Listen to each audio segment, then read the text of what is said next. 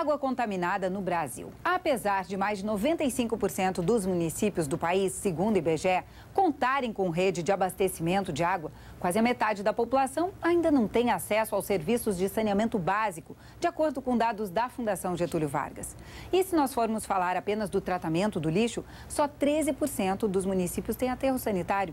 Esse quadro aumenta os riscos de contaminação da água. E é a Organização Mundial de Saúde que chama a atenção.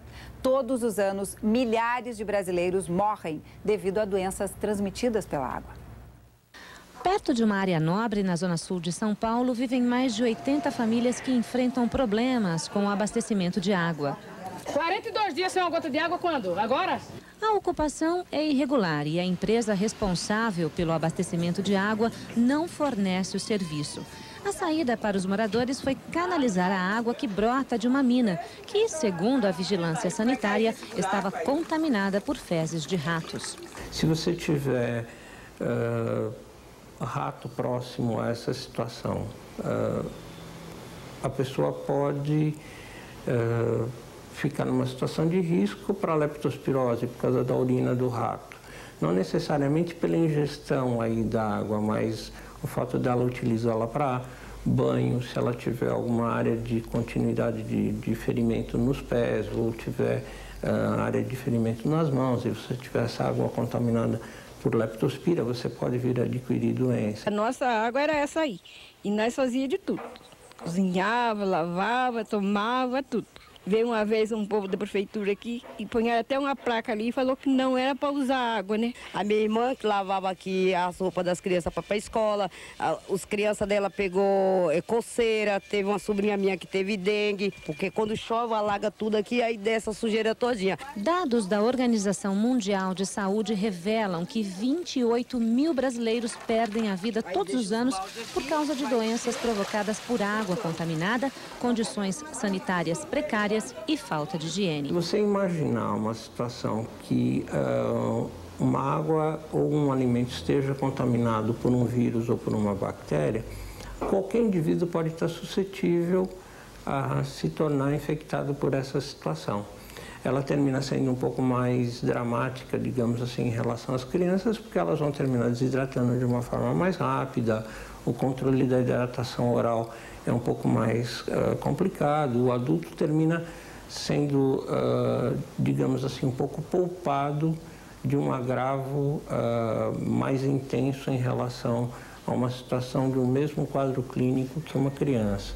Entre as doenças mais comuns estão a hepatite A, cólera e febre tifoide. Os lugares onde você não tem um saneamento básico adequado, ou um trabalho feito com cuidado em relação à água, você teria um aumento, um risco aumentado de ocorrência dessas doenças, ou até por surtos ou casos individuais. O conhecimento da população, por parte da população também, de como você evitar essas doenças, é fundamental em relação a uma prevenção que pode ser uma prevenção inicial.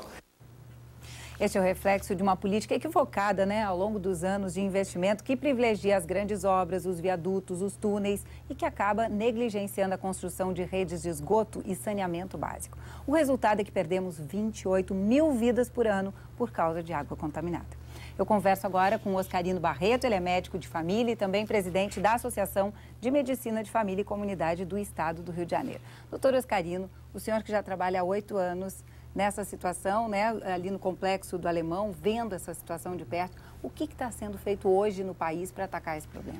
É importante, Lízia, a implantação de equipes de saúde da família que contribuem muito na identificação dessas doenças que foram citadas de maneira precoce, né? O problema da água, ela traz infecções virais e bacterianas, como foram ditas, né? Cólera, hepatite A, né? Além da disenteria, né? E afeta mais as crianças, né? No início, né? Causando uma desidratação, e a morte vem pela própria desidratação, causada pela diarreia. Como é que é o trabalho de vocês? Como é que vocês fazem essa conscientização?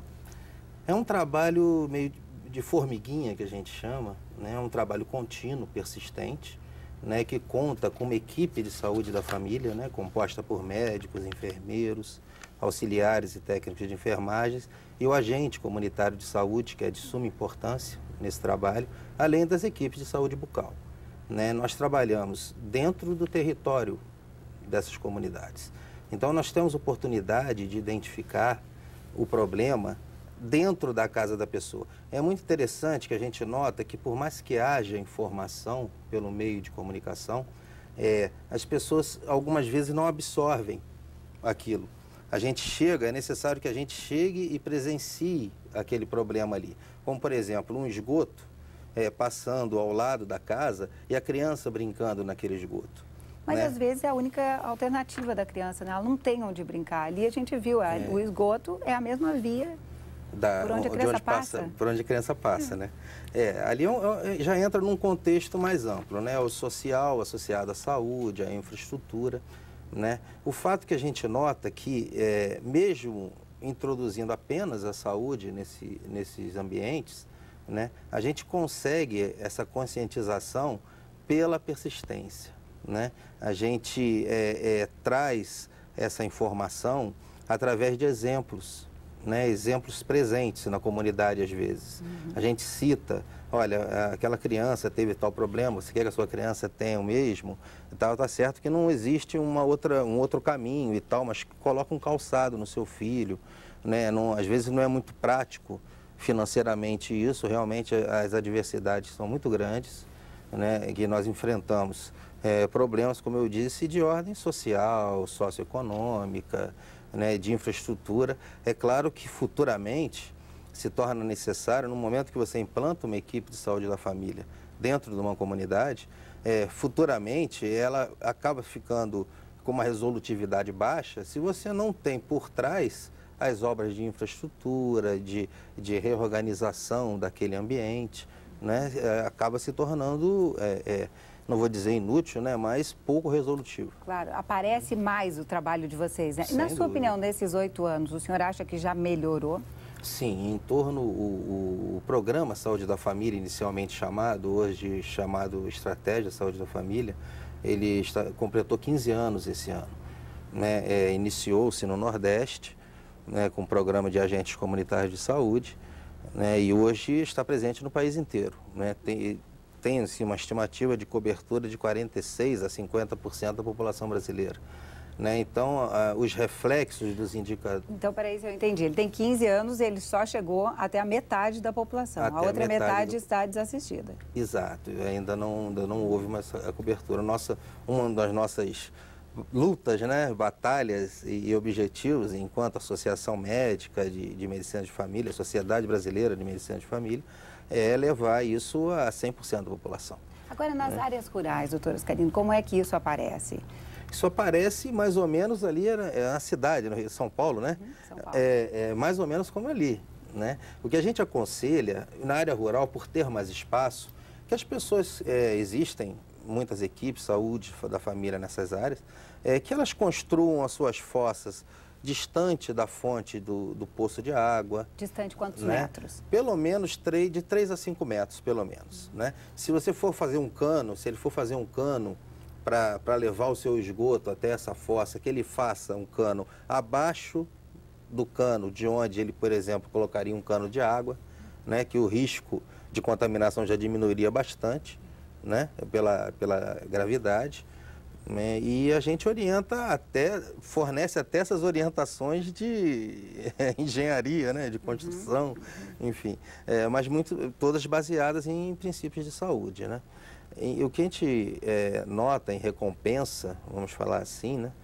Do nosso trabalho, é justamente em relação a esses indicadores. A gente tem hoje uma queda significativa da mortalidade infantil, mesmo com essa cobertura ainda não sendo a ideal, né?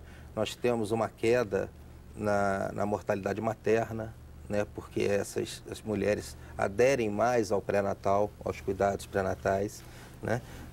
Doutor, infelizmente nosso tempo acabou. Muito obrigada por suas preciosas informações aqui. Obrigado, Liz. Foi um prazer estar aqui.